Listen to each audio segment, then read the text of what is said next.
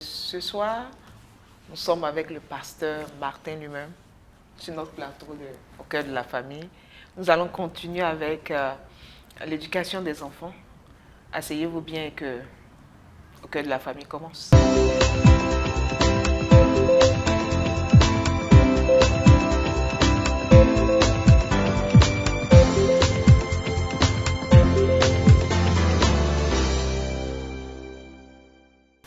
Oui, Maman Yao, bonsoir. Nous sommes avec... Oui, le pasteur, le présentateur de l'émission. Une note de plus. Une note de plus. Aujourd'hui, il est notre... Le pain du jour. Pasteur, soyez le bienvenu. Merci, c'est un honneur et un plaisir. Que le Seigneur vous bénisse. Et aussi une responsabilité. Amen. Amen. Alors, pasteur, est-ce que vous pouvez vous présenter à nos amis au cœur de la famille? Ah bon, il n'y a pas une présentation spéciale, sinon que je suis le mari de Maman Thérèse Mavinga. Ok. Et vous êtes pasteur. Je suis pasteur. Vous êtes père de 4 beaux enfants. Oui. Et des enfants très intelligents. Oui, ils tiennent ça de moi. C'est toujours comme ça. En tout cas, pasteur, avant de rentrer dans le vif du sujet, je voudrais vous féliciter. Maman nous a donné le témoignage que vous avez réussi à éduquer des enfants. Il y a aujourd'hui 3 qui ont le bachelor. Ça, ce n'est pas chose facile dans ce pays. Parce que les enfants, et surtout que la plupart, les 3 sont nés en Afrique, n'est-ce pas? Ils sont nés en Afrique. La plupart des immigrants, quand ils arrivent, les enfants commencent à suivre les enfants qu'ils ont trouvés sur place. Et généralement, ça tourne mal et les enfants abandonnent l'école et vous avez réussi. Je voudrais vraiment vous féliciter. Les 3 grands ont eu le bachelor. Je pense que la petite, le dernier plutôt. Elle ne fera que copier. Donc, félicitations pour ça. Alors, pasteur, notre thème, c'est l'éducation des enfants. Maman nous a dit que l'éducation commence dès que l'enfant est. Et nous avons essayé de creuser un peu plus. On a demandé, mais comment vous avez fait pour réussir? Quel est votre secret? Je pense qu'on va commencer avec vous sur ce point-là. Quel est votre secret? Comment vous avez fait pour amener ces enfants-là à ce niveau-là? Bon, je ne peux pas dire que tout ça, c'est vrai, nous avons fait ce que nous pouvions donner, oui, mais nous rendons grâce à Dieu. Amen. Nous rendons grâce à Dieu puisque la première chose qu'on a essayé d'inculquer aux enfants, c'est la crainte de Dieu. Amen. Oh, la crainte de Dieu. C'est le commencement de la C'est le commencement, oui. Voilà. Alors, la crainte de Dieu, on leur a montré des valeurs qui ne sont pas des valeurs africaines, qui ne sont pas des valeurs, mais américaines. Non, ce sont des valeurs que nous avons tirées de la Bible. Amen. Et ces valeurs-là, nous pouvons les étudier facilement. Ok. Et nous sommes basés sur les commandements les plus éminents dans la Bible, qui sont 2. Aimer Dieu, et puis aimer son prochain comme on s'aime soi-même. Et on a essayé, mon épouse et moi, à montrer ce modèle-là.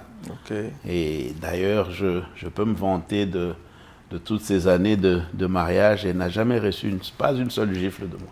Amen. Ça, c'est la meilleure. Amen. Moi, j'ai une question, pasteur. Entre vous et puis Maman Thérèse, qui est...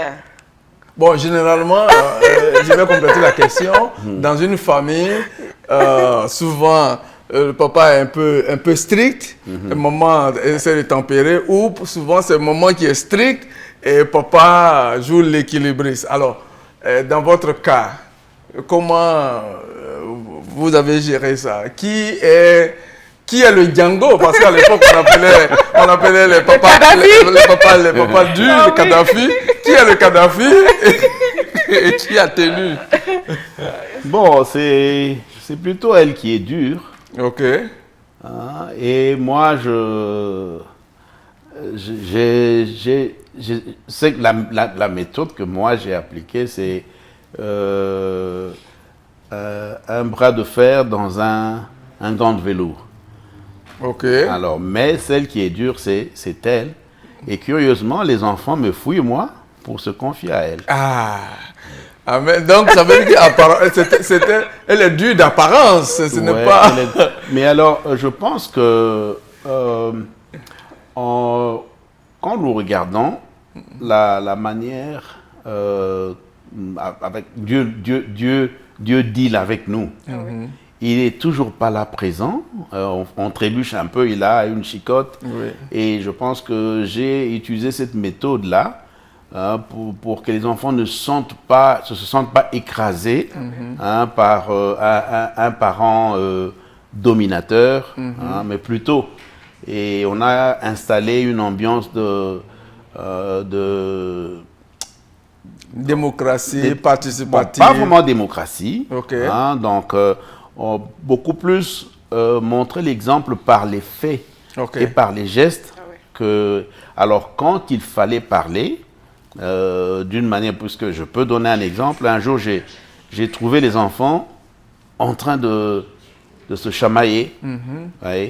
Et je pense que ce jour-là, j'ai tapé sur la table et je leur ai dit, si ça se répète encore un jour, et je crois que depuis là, et quand j'ai vu ça, on a commencé directement des enseignements bibliques. Et je crois qu'on a pris l'exemple de la famille de Jacob. Regardez un peu. Avec Joseph. Mais oui, regardez un peu dans quel vivier c'était. Un homme qui aime une femme, mais on lui donne la grande sœur de la femme. Et la femme, la grande sœur de la femme lui donne encore une de ses servantes et tout ça. Alors, grandir dans un milieu comme celui-là, et je pense qu'on a pris comme principe, mon épouse et moi, d'essayer de bâtir un vivier où les enfants se sentent vraiment à l'aise. Et je crois que vous l'avez vu tout à l'heure, j'ai suivi, elle a dit qu'il y a des sujets qui sont... Il n'y a pas de tabou, quoi. On aborde pratiquement tous les sujets. Et quand ils ont des questions qui les troublent, ils n'hésitent pas. Je pense que ça, c'est quand l'enfant sait où s'orienter. Quand il a des situations dehors, il sait que papa est là, maman est là. À quoi ça sert d'écouter quelqu'un aussi? Il sait que papa lui donnera, ou bien maman lui donnera la réponse qu'il faut. Donc, je pense que communiquer avec nos enfants, laisser les enfants s'exprimer. C'est vrai que nous qui avons grandi en Afrique, c'est un peu difficile d'appliquer cela. Mais je pense que c'est la meilleure des choses à faire. Oui. Et puis, papa Martin aussi a parlé de maman qui est chose, mais qu'est-ce que la Bible dit de la femme?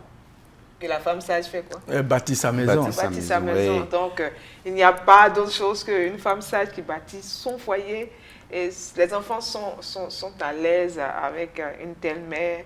Et quand on voit aussi le respect qu'elle donne au père, quoi de plus normal? Papa, tu as une question? Oui.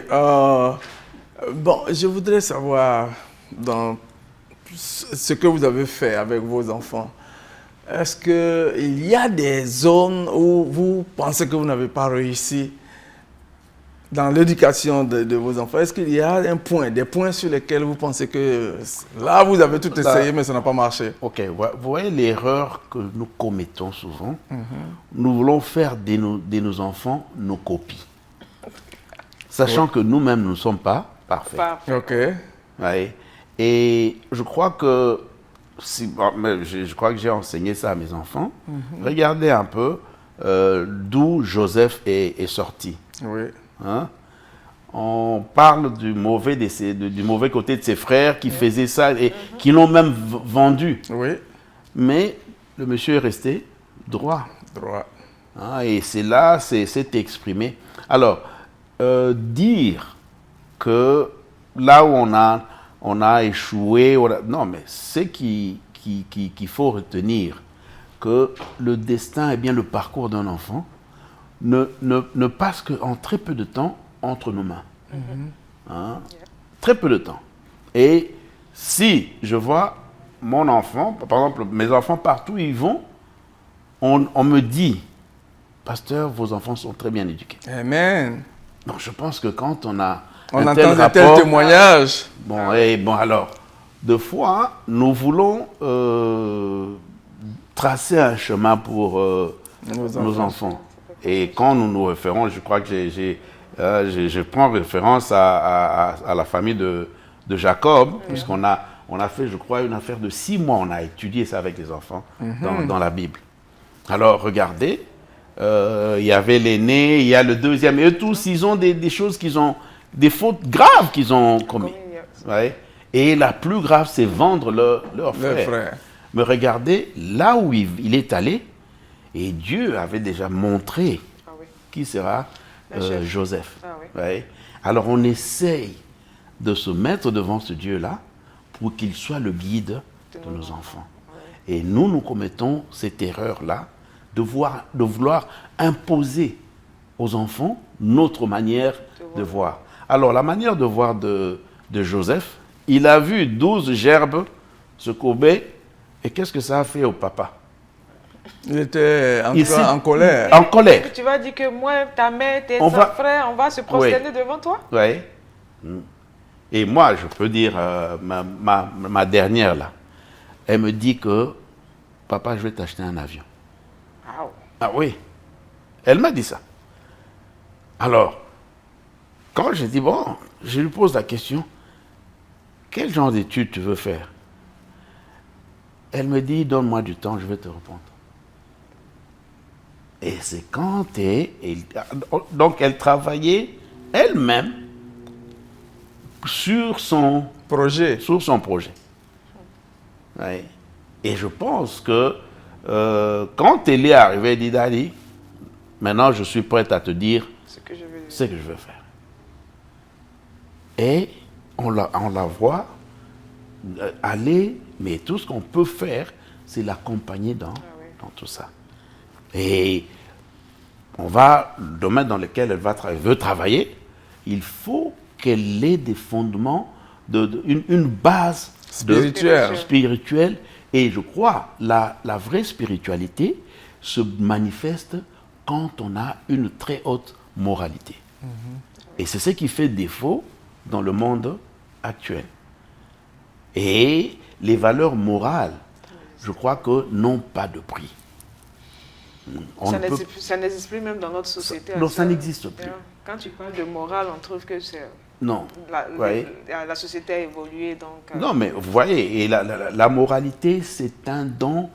non, c'est quelque chose qu'il faut inculquer aux enfants. Hein? Et Dieu, quand il voit que vous mettez dans cette lignée-là, je pense que vous avez réussi l'éducation de vos enfants. Ouais. Ah, oui, je me souviens bien de ma petite, la deuxième, qui... elle a eu son petit frère qui avait des problèmes de peau. Et un jour, elle nous sort, je vais devenir médecin. On lui a dit, mais quelle est l'idée de devenir médecin? Elle dit, non, mon petit frère souffre trop avec son problème de peau. Moi, je vais aller trouver le médicament pour que ses enfants ne souffrent plus. Ça m'a tellement touchée. J'ai dit, bon, déjà, elle avait, je ne sais pas, c'est 10 ans ou quelque chose comme ça. Elle dit, ok, donc tu veux faire la médecine? Elle dit, oui, je vais devenir médecin pour ne pas que des enfants souffrent comme mon petit frère en train de souffrir. Il avait tellement un problème de peau. Donc c'est pour ce que vous dites, on laisse l'enfant. Souvent, on va trouver que c'est banal ce que l'enfant dit. Ou bien le métier que l'enfant veut poursuivre ne nous plaît pas nous-mêmes en tant que parents. Parce que on veut que notre enfant ait beaucoup d'argent, il soit quelque part où il y a beaucoup d'argent. Mais l'enfant, lui, ne voit pas cet aspect de beaucoup d'argent. Non. Il veut être dans quelque chose où il se sent à l'aise. Quand il est dedans, il n'y a pas de stress. Même s'il est stressé, il sait que c'est avec amour qu'il le fait. Papa Yao, c'est quelque chose à dire. Avant de continuer l'émission, nous allons marquer une pause. Une note de plus sur Télévie, c'est une nouvelle émission chaque semaine. D'où vient le superlatif qu'on ajoute au titre, là, par exemple, archbishop, archevêque? Les sujets sont d'actualité. Le sujet que nous allons débattre aujourd'hui, c'est le gouvernement de l'Église locale. Les questions sont pertinentes. La loi chevauche-t-elle avec la grâce. Les invités sont avertis. Dites-moi, pasteur, la monogamie est-elle une règle? Une arène intelligible pour votre édification à ne pas manquer. Vous êtes invités.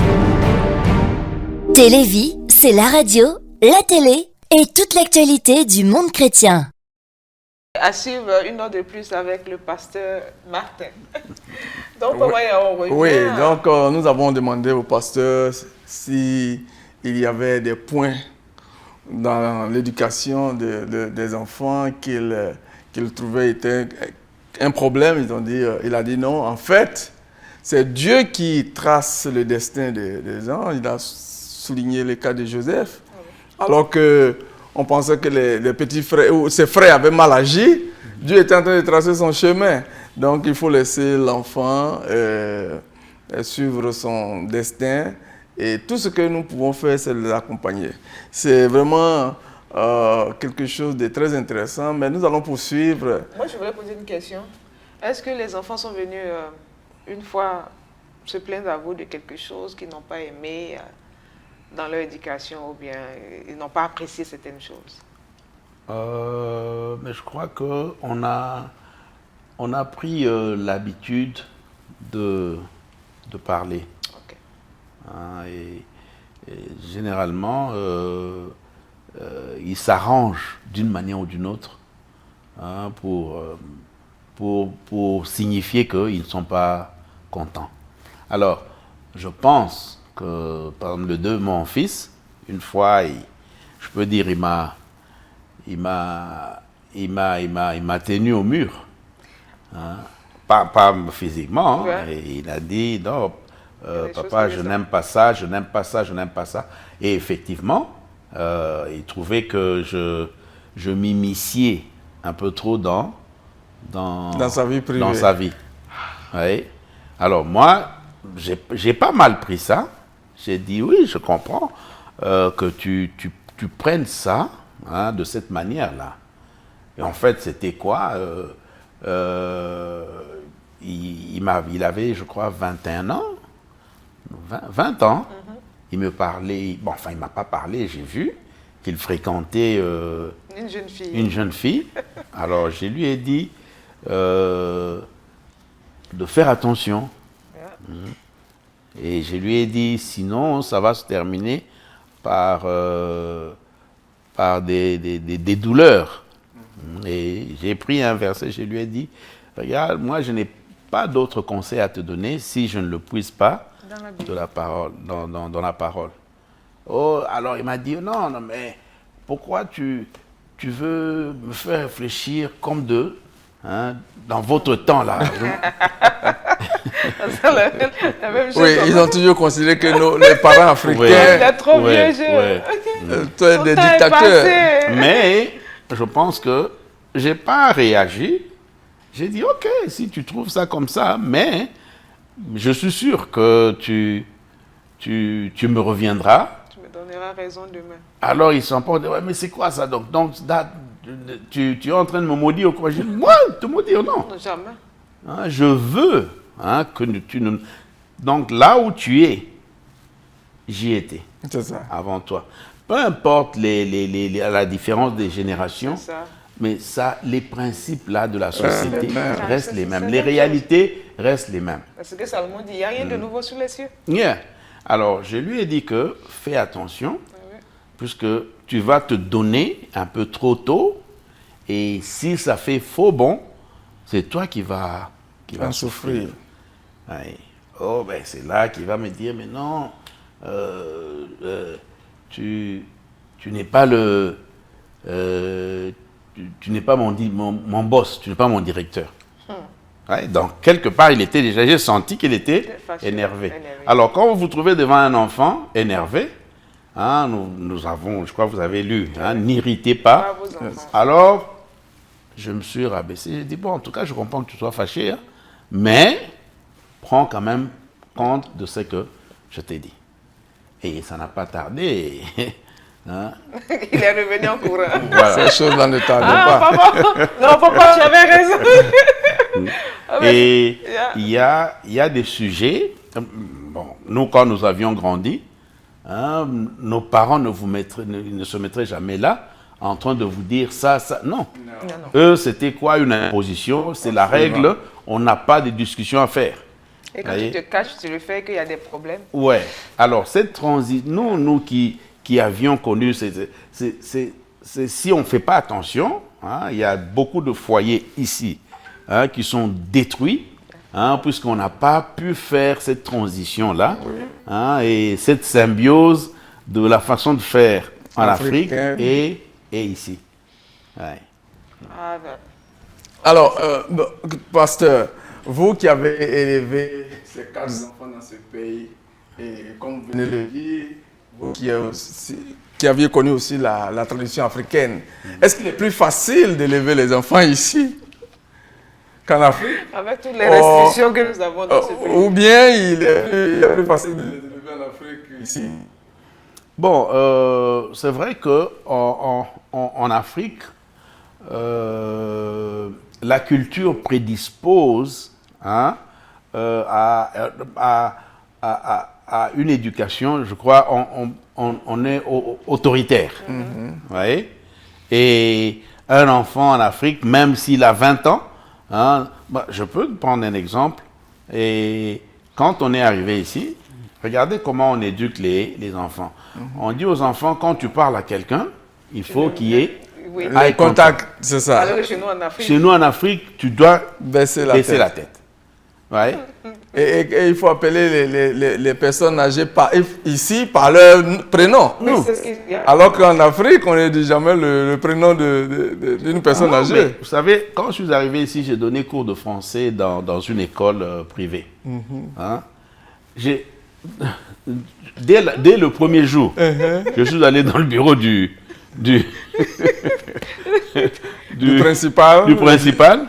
Hein? Non, du superintendant. Ok. Je suis allé lui dire, ça ne tiendra pas. Il me dit, non, ce n'est que le premier jour. Hein? Et il m'a encouragé, non, ça va aller. Alors, j'entre en classe. Les enfants, mes élèves, yeah. Oh, Martin, donc je ne pouvais pas concevoir. Alors, quelqu'un qui a une question, il est là, un élève, et dit, hey, Martin, come here. Tu vois Alors, je ne pense pas que ce soit en Afrique, que ce soit ici, quand on met les fondements, puisque nous voyons beaucoup d'enfants qui sont éduqués en Afrique.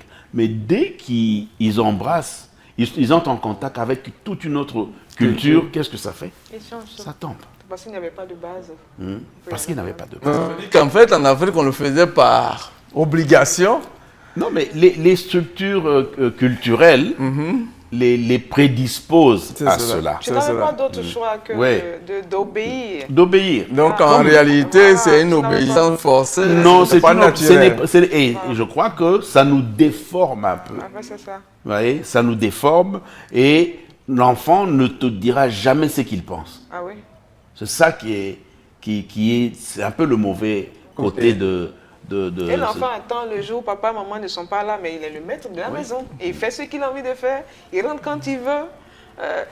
Quand on lui parle, il n'écoute personne parce que papa et maman ne sont pas là. Alors que quand il y a la base c'est pas un respect ou bien qui est là, qui est naturel. L'enfant sait que même si papa et maman ne sont pas là, il y a un père qui me regarde et qui me voit. Donc il y a des choses que je ne dois pas le faire. Ou bien quand quelqu'un me parle, je dois écouter. Donc vraiment, c'est vraiment compliqué. Puisque, hein, comme vous avez dit, moi, mes enfants, ils sont à cheval. J'ai commencé à les éduquer en Afrique. Et là-bas, je n'avais pas d'autre principe que ce verset-là qui dit « Montre à l'enfant la voie qu'il doit suivre ». Et la voie qu'il doit suivre, c'est cette moralité qu'on acquiert quand on donne son cœur à Jésus. Ah oui. Et je pense que c'est ça qui est plus important. C'est une valeur que l'enfant va amener à toutes les étapes de son âge. Et quel que soit l'endroit où l'enfant se trouve, voilà. Se trouve sur la planète Mars. Oui. Il pourra appliquer cela parce qu'il sait que c'est le fondement. L'erreur que les parents, surtout en Afrique, hein, ils amènent les enfants soi-disant, à nos congrégations religieuses, mais ils ne prennent pas soin de s'asseoir et transmettre cette parole. Ça, c'est une richesse qui vaut plus que, c'est que la Bible est plus que l'or, plus que l'argent. Il n'y a pas un héritage qu'on puisse donner aux enfants que le contenu de ce livre. Oui, en tout cas, nous sommes très heureux d'être avec Pasteur Martin aujourd'hui. Alors, je voulais savoir, Pasteur, est-ce qu'il vous est arrivé une fois d'utiliser la chicotte? Parce que ici... D'utiliser la chicotte.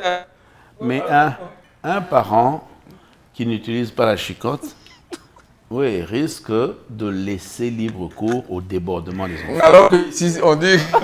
Non, moi-même ici, mais oui, même ici, j'ai utilisé la chicotte. Okay. J'ai utilisé la chicotte et je me rappelle une fois, j'ai eu une altercation avec ma fille aînée. Hein, et quand elle est rentrée, elle m'a trouvé là. Et elle a reçu une gifle. Et je pense qu'elle-même elle m'a dit après, Daddy, est-ce que tu as vu tes mains? Je ne voudrais plus jamais avoir affaire avec... Cette marque-là encore sur ma joue. Ouais. Non, mais les enfants, la Bible est claire. La folie est attachée au cou de l'enfant, mais la chicotte l'en éloigne. Ouais. Et c'est vrai que les structures ici, hein, mais je pense que on doit apprendre aux enfants que la correction, ce n'est pas de la haine. La correction n'est pas mauvaise. Non. En fait, quand on est en train on veut vouloir discipliner quelqu'un, à la base, la personne sait qu'on m'aime. Oui. Ah oui. Ouais. Et je crois que aimer les enfants, c'est une ambiance de tous les jours. Oui. C'est une ambiance de tous les jours et je crois que c'est ce climat-là qu'il faut travailler dessus et montrer aux enfants ce que c'est que l'amour entre les parents, bien qu'on peut avoir des discussions, mais le lien d'amour là, c'est celui qui nous garde. Ok, Papa Martin, la dernière question. Quel conseil vous pouvez donner à tous ces parents aujourd'hui immigrés qui ont des problèmes avec leurs enfants, qui ne savent plus quoi faire? Ils pensent avoir tout fait. Donc, qu'est-ce que vous pouvez leur donner comme un conseil? Ouais, je pense que la base de tout, c'est quand on met Dieu au devant de toutes choses. Mettre Dieu au devant de toutes choses, ça ne veut pas dire amener l'enfant à l'église. Non. Je pense que prendre la parole de Dieu et la mettre au centre de tous les foyers. Voyez? Et moi, dans ma famille, il y a ce principe-là. On a 1 heure d'études bibliques. Donc, quand ça saute, à toute occasion. Ok. Voyez? Et les enfants ont conduit la vie de la famille sur base de la parole de Dieu. Voyez? Et avec ça, je pense que les enfants écoutent. Et Dieu utilise aussi leur capacité à discerner. Et c'est comme ça qu'on forme leur caractère. Et, par exemple, quand on prend des situations qui se sont passées dans la... On a fait une étude biblique sur David et son fils qui s'est levé contre lui, Absalom. Mais les enfants ont compris, quand ils ont vu la suite, ils ont compris, non, tu ne dois jamais lever la main sur ton père. Et tu ne dois jamais être insolent vis-à-vis de... Ce sont des valeurs. Voyez? Alors, quelle que soit la différence d'opinion ou bien la différence des vues, il y a toujours moyen de s'asseoir et parler. Ok, amis téléspectateurs, Papa Yao, nous sommes à la fin de notre émission. Parents, vous qui avez des problèmes avec vos enfants, comme Papa Martin l'a dit, la boussole du chrétien, c'est la parole de Dieu. Toutes les solutions se trouvent dans la parole de Dieu. On peut repartir à zéro, on peut rebâtir la vie de nos enfants, on peut commencer, recommencer là où on est tombé, se relever et aller de nouveau vers notre Père avec nos enfants, avec la situation de nos enfants. Et on sait que notre Seigneur, il a la solution à tout. Que le Seigneur vous bénisse et à une prochaine fois pour une autre émission. Bye bye.